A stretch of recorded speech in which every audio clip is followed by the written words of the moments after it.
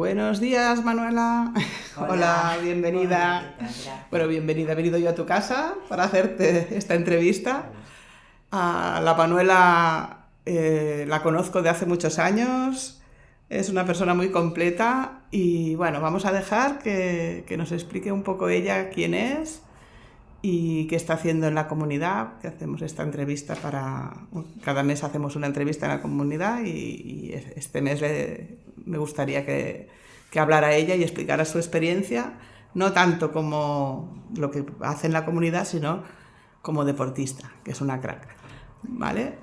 Pues venga, ya eso. ¿Quién es Manuela Garrote, para quien no sea de la comunidad y no te conozca? Hola. Bueno, yo soy Manuela Garrote, tengo 66 años, casi 67, ya voy a cumplir dentro de un par de meses. Y bueno, yo he trabajado durante muchos años en la especialidad de ingeniería industrial y con el tema de dirección de empresa. He trabajado en varias administraciones. Y bueno, hay un momento de mi vida en que hago todo un cambio y aquí tiene mucho que ver el tema que os explicaré más tarde de cómo empecé yo a correr. Paralelamente, pues... ¿Eres madre? Soy madre de dos gemelos, un chico y chica, que parí a los 45 años y yo empecé un poco tarde en muchas cosas. Me he dedicado a colaborar con muchas asociaciones, incluso con una ONG que fui presidenta también algunos años, trabajando en Nicaragua. Sigo colaborando con asociaciones y actualmente me dedico al tema terapéutico y colaboro con la comunidad de Luz Ceba Fénix. Muy bien, ¿y qué es lo que haces en nuestra comunidad exactamente? En la comunidad me he centrado en algunos de los temas que yo utilizo, sobre todo en psicosomática clínica humanista, que está muy emparejada con la bioneuroemoción, con la biodescodificación y con la nueva medicina germánica, y por otra parte también con el coaching y la PNL. Caray, muy bien. Pues hoy vamos a entrevistarte no por todas estas capacidades que tienes, que son muchas, sino por el tema que a mí me tiene muy, muy alucinada, que es cómo te has convertido en estos últimos años en una maratoneta campeona. Ahí tenéis todos los títulos que ha ido ganando. Y bueno, también como coach me gusta ver la historia de superación personal de Manuela y en qué forma lo ha ido realizando, porque después esto nos puede dar pistas a nosotras para animarnos, que nunca es tarde, ¿no? Entonces, bueno, lo primero que te quería preguntar es, como estamos hablando de un deporte que es la maratón, que son las carreras que has hecho, y yo no sé realmente lo que es una maratón, ¿nos lo puedes explicar? Bueno, una maratón es una carrera de larga distancia, concretamente de 42 kilómetros con 195 metros, exactamente. Forma parte de una de las disciplinas de los Juegos Olímpicos desde la Olimpiada de Atenas de 1896, creo, y tiene el origen histórico en una carrera de un soldado que fue corriendo desde Maratón a Atenas. Maratón era un pueblo. Sí, de Grecia. Y entonces fue corriendo desde Maratón a Atenas para anunciar la victoria contra el ejército de los persas. Y dice la leyenda que cuando llegó y anunció la victoria, pues cayó muerto por el gran esfuerzo que había hecho al hacer esa carrera, ¿no? Bueno, es una carrera, yo hago más cosas que la maratón. De hecho, empecé por carreras más cortas y, bueno, si quieres... Sí, explícame cómo el inicio, o sea, cómo se te ocurrió a ti empezar a hacer esto y por qué. Sí, bueno, yo empecé a correr con 55 años. porque hubo un evento en mi vida bastante traumático, ¿no? Porque me amortizaron la plaza en mi puesto de trabajo después de 25 años de estar allí muy entregada a mi trabajo de ingeniería. Y entonces yo ya había estado estudiando coaching, PNL paralelamente, y me planteé que tendría que hacer algo, una serie de cosas, para no caer en un proceso depresivo por la pérdida importante que había tenido, que para mí pues ese trabajo significaba mucho. Y entonces una de las cosas que me planteé fue empezar a correr.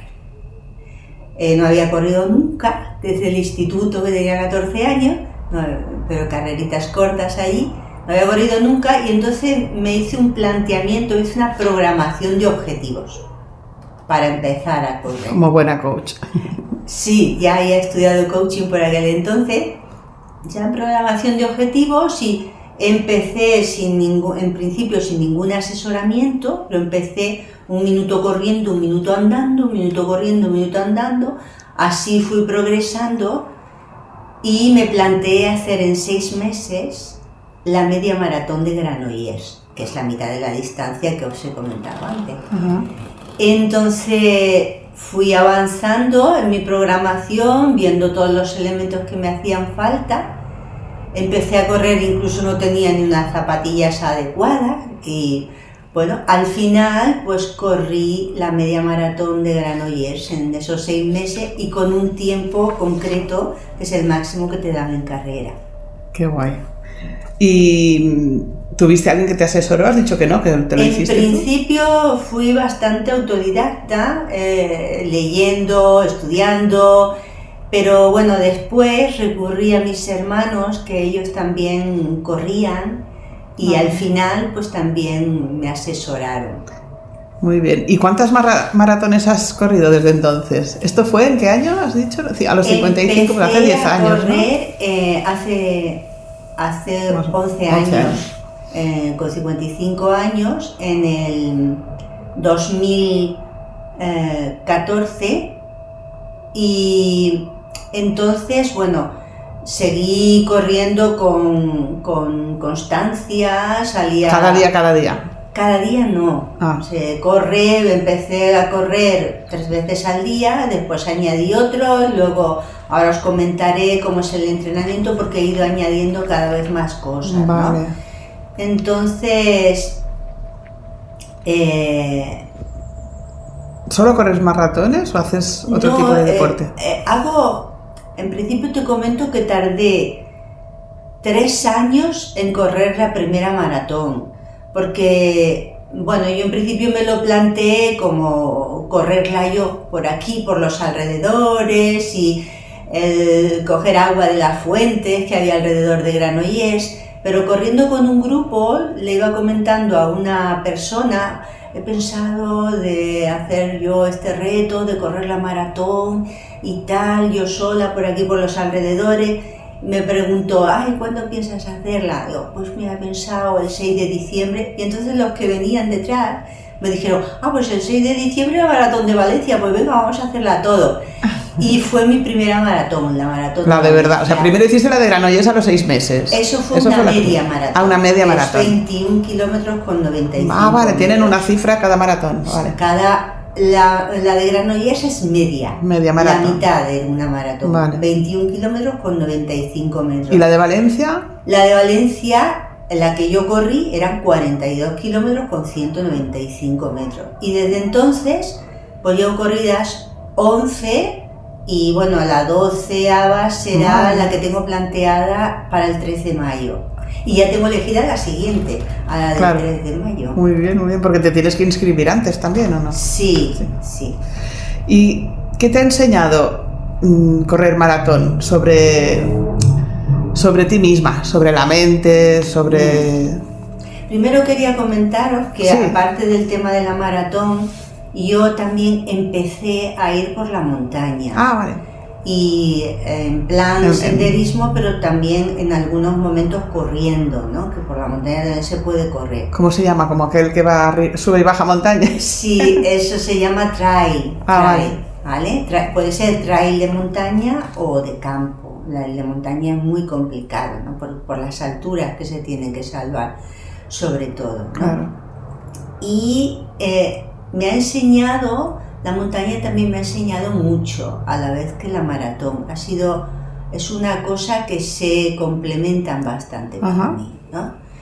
Y lo que más me ha enseñado, aparte de una autodisciplina y la autosuperación, ¿no?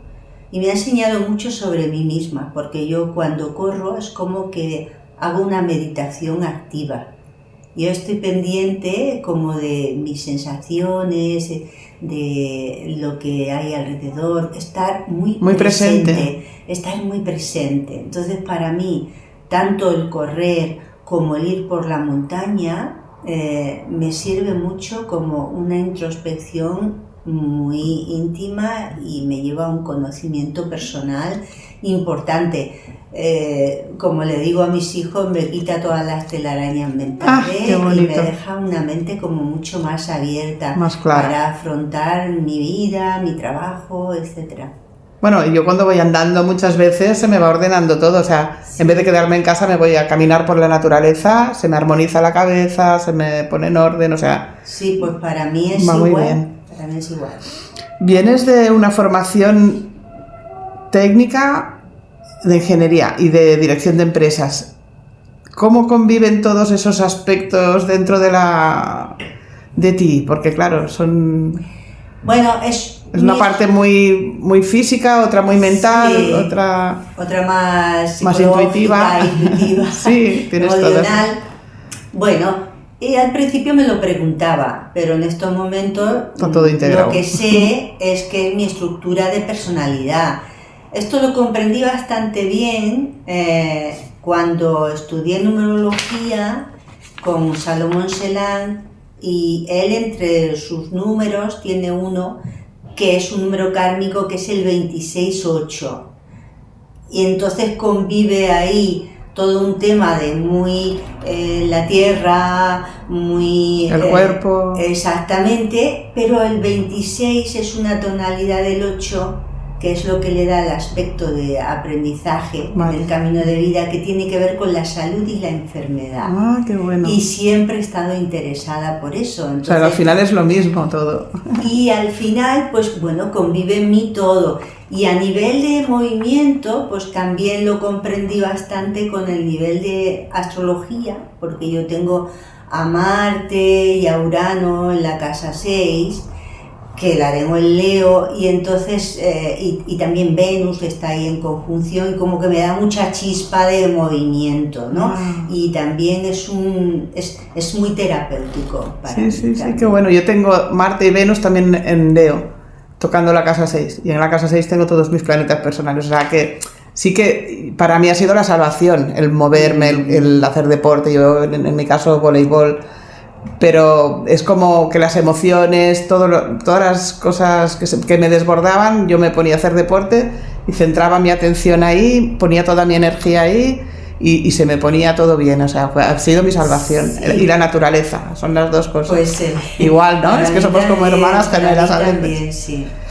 Pues, a ver, en una sociedad que suele invisibilizar a las mujeres mayores, ¿qué significa, o sea, qué sientes cuando estás en la meta rodeada de gente joven, supongo, también, ¿no? Y habrá gente más mayor, pero ¿qué sientes? ¿Cómo estás reivindicando? ¿Te sientes como una héroe? Un poco, es que lo eres. Bueno, no me siento así, realmente no, pero es un enorme desafío. O sea, ponerte la línea de salida con un dorsal, ¿vale? Sabiendo que el primero va a recorrer los 42 kilómetros con 195 metros, quizá en 2 horas 17 o menos, ¿no? Hay un reto que se ha cumplido con un atleta que se llama Kipchoge, que en Austria consiguió por primera vez bajar de 2 horas a 1 hora 59-56. Bueno, pues los grandes atletas, los de élite, que hacen la carrera también con atletas populares, pues claro, algunos llegan al cabo de 2 horas y muy poco, pero yo llego al cabo de 4 horas 40, 4 horas 45. Bueno, pero, o sea, es increíble que lo puedas acabar. Ya. Bueno, corazón, que mucho. Yo he llegado a tener muy claro que, cuidado, el de las 2 horas y algo es un gran atleta, pero yo también, porque hay que estar 4 horas 45 o a veces hasta 5 horas, depende de la dificultad, corriendo. Y eso hay que soportarlo. Es un desafío muy importante. Tienes que estar muy centrada en ti y en tu energía, en tu carrera. Claro, porque si te empiezas a comparar con los demás, sales de tu ritmo. No podías hacer, sobre todo al principio, tienes que estar muy centrado porque mucha gente te va adelantando y te desanima. Claro. Pero luego al final soy yo la que adelanta a mucha gente, ¿no? Porque yo sigo a mi ritmo diésel, venga, y soy yo la que termina adelantando a mucha gente, ¿no?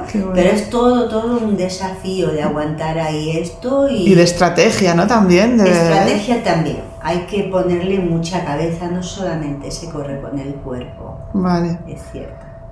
Estupendo. Y desde... Bueno, en algún momento de tu vida, esto ya... Si habías sentido que te ayuda a superar problemas personales, ya lo has dicho. O sea, momentos difíciles y crisis de tu vida, el deporte ha sido... Por ejemplo, en el confinamiento, ¿cómo lo hiciste? Porque no podías salir de casa. El confinamiento es... esa es la maratón que mejor recuerdo guardo. Porque en el confinamiento, el 19 de abril yo estaba inscrita en la maratón de Zaragoza. Y el 19 de abril, pues resulta que suspendieron la maratón de Zaragoza y, bueno, hasta nueva fecha. Pero durante el confinamiento, mis hijos y yo, pues por la tarde nos podíamos hacer deporte y yo me ponía a correr por el piso. Entonces yo seguí mi entrenamiento corriendo por el piso a través. Y que sepáis que no es un piso muy grande, ¿eh? Tiene un pasillo muy largo, pero... Entonces, bueno, veréis el vídeo.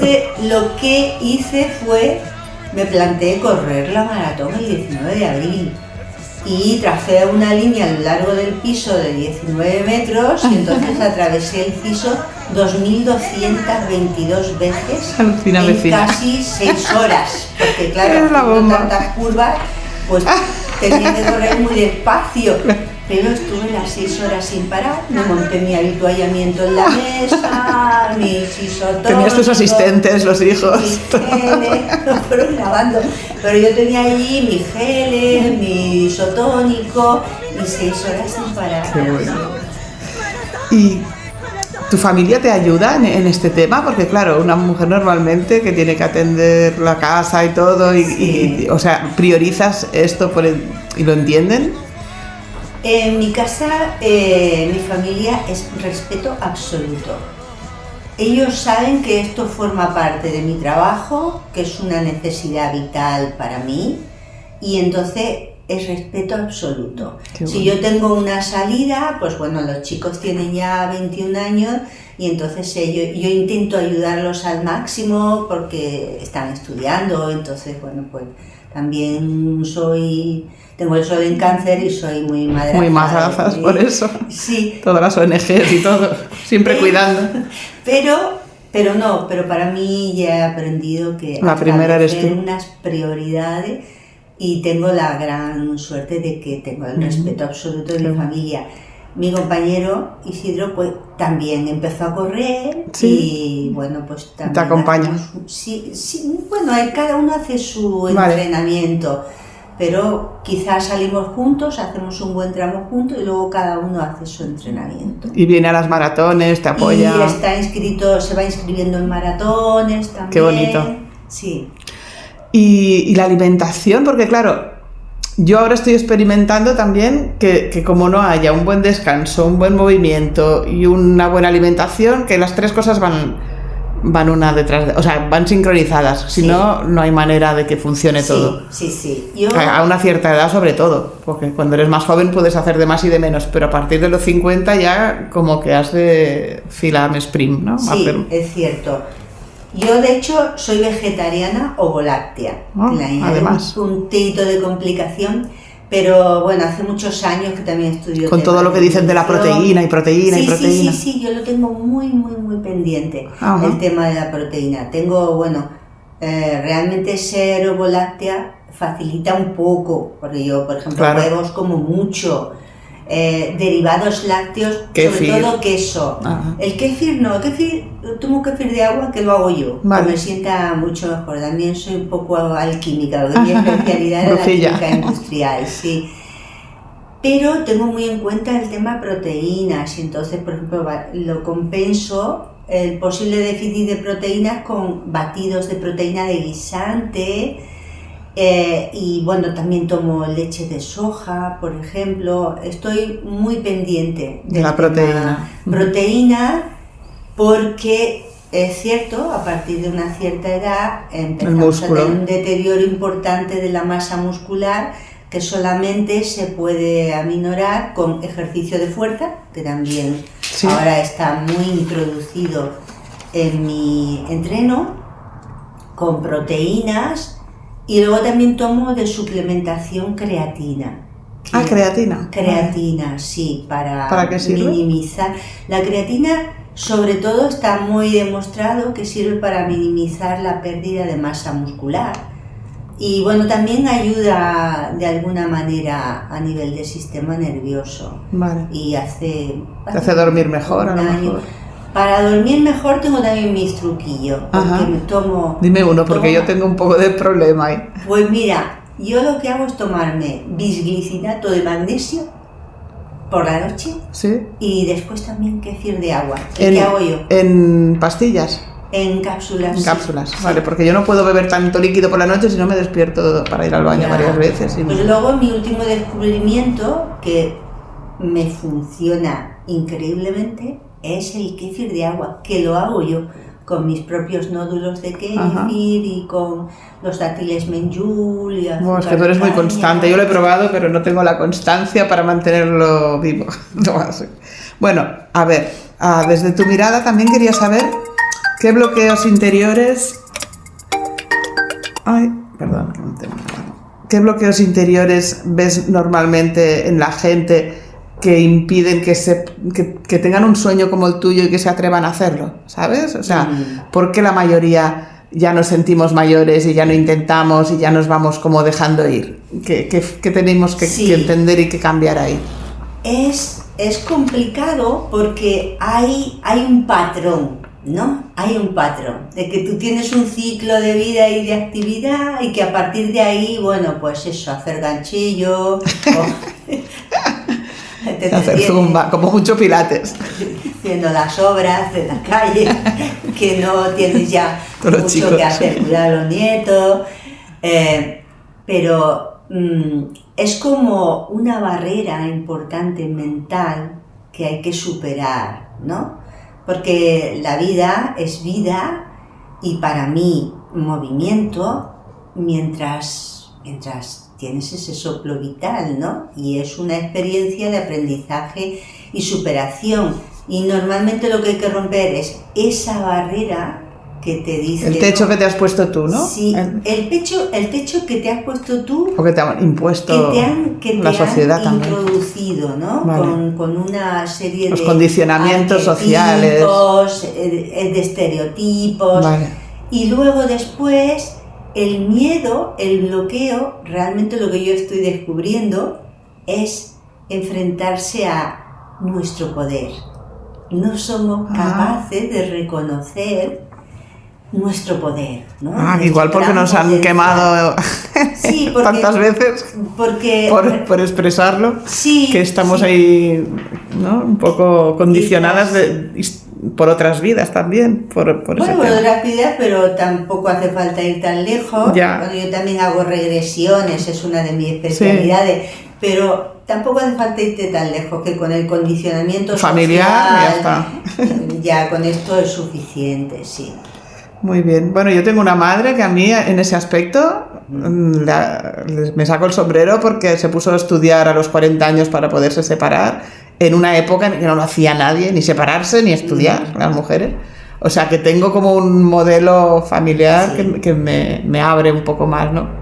Sí. Pero bueno, después tengo mis propios miedos y mis propias inseguridades y todo esto Bueno. que hay que irse trabajando. Es el trabajo de la vida. Claro. Eso es lo interesante. Y bueno, si una mujer de 50, 60 años pensara como yo, por ejemplo, ¿no? Bueno, hoy cuando has dicho lo de que empezaste corriendo 1 minuto y caminando 1 minuto, pues yo estoy empezando a hacer esto y me hace una alegría cuando viene un poco de bajada y empiezo Ya. como a correr un poquito. Digo, ¡oh, corro otra vez! No me lo puedo creer. Las bajadas da mucha alegría, sí. Pero bueno, también tengo una lesión en la cadera, entonces como que mi cabeza enseguida dice, no, tú no podrías porque tienes esto, porque tienes lo otro, porque, bueno, te vas a lesionar, o sea, los miedos, ¿no? Salen enseguida. Y si yo dijera, pues quería hacer algo así, pero es que ya no estoy a tiempo, ¿qué le dirías tú a esa persona desde tu experiencia real, no desde el tópico social? Desde mi experiencia real es que te tienes que encontrar con esa barrera, que es como una barrera impuesta, pero que podemos dar un paso hacia adelante. Es la teoría, como dice Salomón Serán, la teoría del gramo y el centímetro. Es decir, hoy voy a avanzar 1 centímetro más, ¿no? Vale, no ponerte unas expectativas muy grandes, sino poquito a poco. Porque cuando tú te pones una expectativa muy grande, yo reconozco que sí lo hice, ¿no? Con lo de la media maratón Sí. de Granollers, pero sentí la inspiración de hacerlo y tenía la seguridad de que podía hacerlo. Pero a veces te pones unas grandes expectativas y te quedas un poco en el camino lleno de frustración. Entonces, casi yo que recomiendo que sí, que te pongas un objetivo ambicioso, pero que lo trocees en pequeños objetivos y vayas quemando etapas, ¿no? Vale. Y eso suele dar mejor resultados. ¿Sí? Muy bien, pues ¿hay algún momento en el que, porque ahora hemos conocido a la Manuela, que pues esta parte tan luchadora y tan optimista y positiva siempre y que no... Pero ¿ha habido algún momento en alguna maratón que hayas dicho, que hayas tirado la toalla? O sea, que hayas sido perdedora y cómo lo has llevado. A ver, ha habido varias maratones en las que lo he pasado mal, porque sobre todo cuando hay momentos en que llegan, bueno, hay dos cosas. Una es cuando descubres lo que llaman, que es algo muy famoso, el muro. El muro aparece a los más o menos 30 kilómetros. Es como el espejismo en el desierto. Que te da un bajón, te da un bajón y entonces no sabes físico, si anímico. tienes fuerzas, sí, y no sabes si vas a poder tener fuerzas. Yo comprendí lo que era el muro y es un cambio metabólico. Pasas de quemar hidratos a quemar grasas.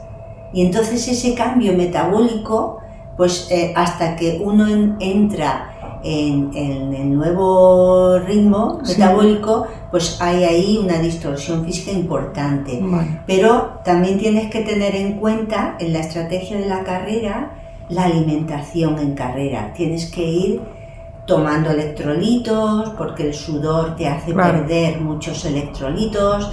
Tienes que ir también tomando también geles con hidratos de carbono y esto te ayuda a ir manteniéndote físicamente.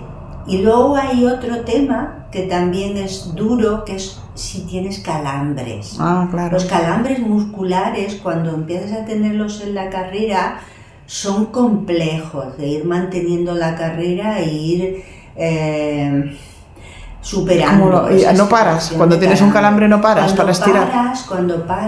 Cuando tienes el calambre normalmente pues tienes que aflojar el ritmo y si es muy fuerte incluso hasta tienes que parar, darte un pequeño masajito, andar un poquito y recuperarte y así. En todas las carreras de maratón siempre hay gente que está allí ayudando con sprays de reflex. Qué bueno.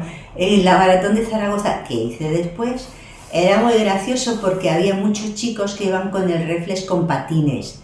Y entonces tú no tenías por qué dejar de correr, iban detrás de ti con el reflex y los patines y bueno, y ayudaba bastante. Pero esos dos temas son duros. Bueno, y las lesiones, ¿no? Me imagino que alguna pequeña lesión habrás tenido en estos 10 años, ¿cómo la has superado? En las carreras no.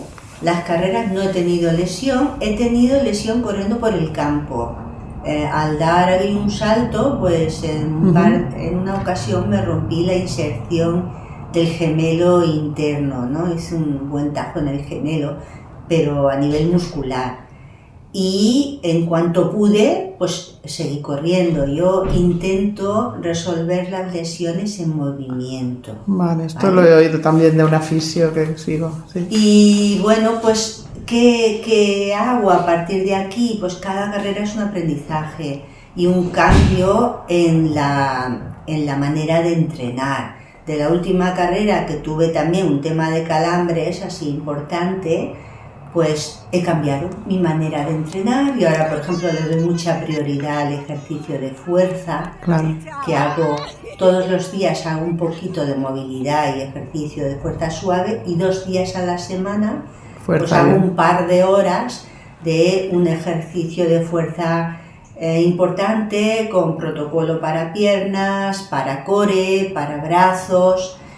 Y luego lo que hago, he cambiado también la manera de entrenar. Hago un día rodaje muy suave, 14 kilómetros por ejemplo, otro día me voy a la montaña y hago buenas subidas, otro día lo que hago ahora es correr de manera muy intensa, lo que le llaman a ritmo umbral de lactato. Un sprint. Y otro día, no es un sprint.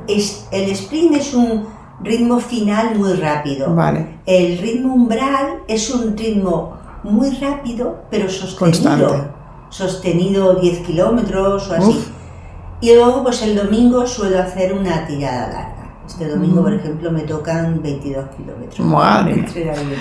Yo hago de abogado del diablo, un poco. Claro, porque ahora imagínate que se anima la gente a hacer lo que has hecho tú y de repente hay alguien que tiene algo del corazón, o sea, hay contraindicaciones, supongo, también, o no, o todo, cada uno tiene sus cosas y tiene que ver qué es lo que puede hacer con eso, ¿no? Claro, cada uno tiene sus cosas.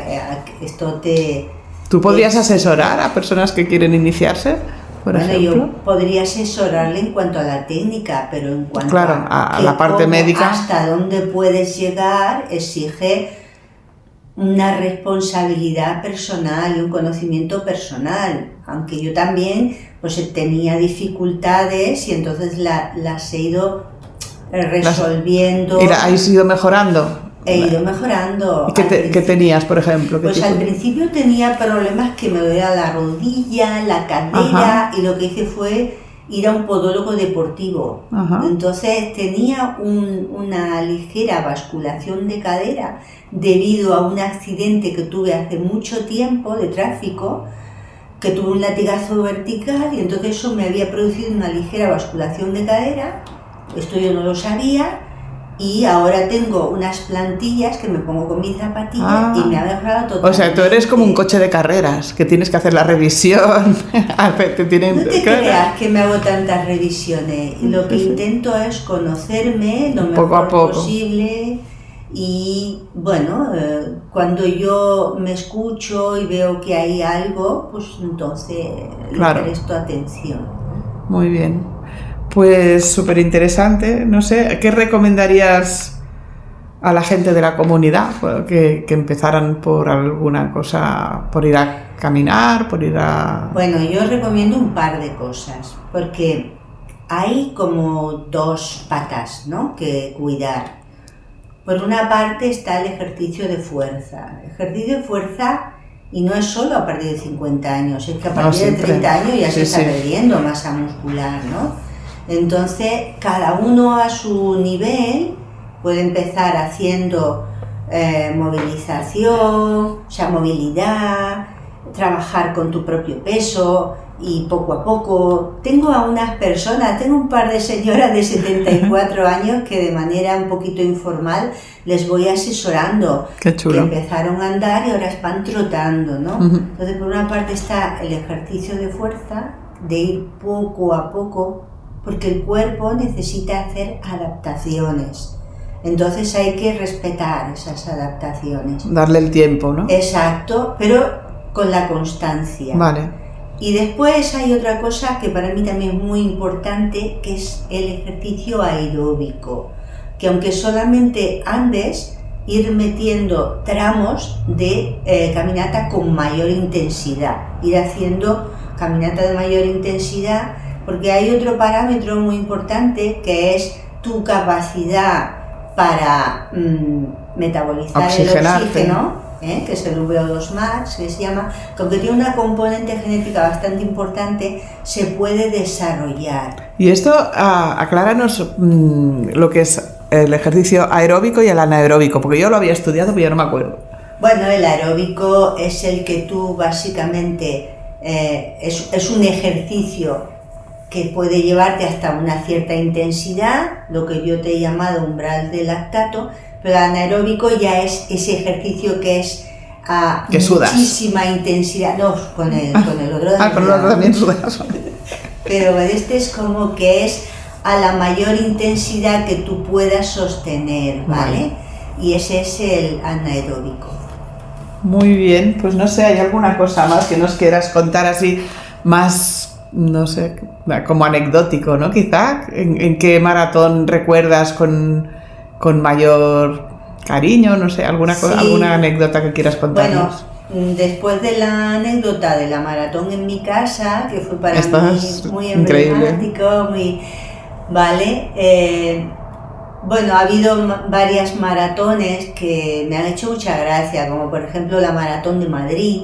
Pues la maratón de Madrid es dura, pero es muy popular. Hay mucha gente que corre la maratón de Madrid. Hay varias carreras simultáneas de 10 kilómetros, de 25 kilómetros, de maratón. La maratón de Madrid fue un sobrino muy querido para mí, sobrino Adrián, que vivía allí, y fue a verme llegar a la meta. Y entonces lo que recuerdo muchísimo, cariño, fue su abrazo muy emocionado y me dijo: Tita, esta emoción de verte llegar, levantar los brazos, porque yo siempre levanto los brazos. Es muy espectacular, sí. Me encanta. Wow. Decía, yo me lo propongo, quiero vivirlo, porque como que me he hecho cargo de esa emoción de superación, de decir, he llegado a la meta, lo he conseguido, yo lo voy a vivir, ¿no? Y he empezado a correr a partir de ese momento. Qué bonito. ¿No? Y para mí fue muy bonito. Y después, bueno, otras maratones que he corrido con Isidro, la maratón nocturna de Bilbao, que se hace de noche y estaba lloviendo mucho. Lloviendo, madre mía. Toda la noche lloviendo, corriendo. ¿Y nunca te has desanimado y has parado? ¿Nunca? ¿En ninguna? No, en algún momento paras y andas un poquito porque... Sí, pero todas las has acabado. O sea, las que has empezado, qué fuerte que eres. Todas las he acabado. Madre mía. En alguna, sí. que aquello pinchas, te dan un tiempo, ¿no? Te dan... Un máximo. Últimamente dan o 5 horas o 5 horas y media. En la maratón de Madrid, como es tan popular, dan 6 horas. Pero sí, mi objetivo es acabarla en tiempo de carrera, ¿no? Muy bien. Y quiero decir una cosa. Dime. Como se requiere tanta constancia, tanta perseverancia, tanta disciplina, porque la maratón no se improvisa, hay que entrenarla. De hecho, es que al final yo creo que me inscribo en las maratones para entrenarlas. Claro. Entonces, un dato que me llamó mucho la atención es que la edad media del corredor de maratón es de 42 años. Quiere decir, es gente que ya lo tiene claro, quiere asumir esa disciplina, esa constancia, esa responsabilidad. Claro, esa parte de cabeza que hay ya tiene la madurez suficiente. Exactamente, es una carrera que te implica pues toda la sabiduría que tú puedas tener como un persona de también. Madurez personal. Qué bueno. Sí. Pues no sé, yo creo que hasta aquí. Bueno, me gustaría decirle algo a la gente. Mira, tienes tiempo, estamos a 35 minutos, o sea que. Bueno, me gustaría recomendarles mucho que empiecen poco a poco, cada uno a su nivel, cada uno con su proceso, sin prisa pero sin pausa, sabiendo que, hay que esforzarse, ¿vale?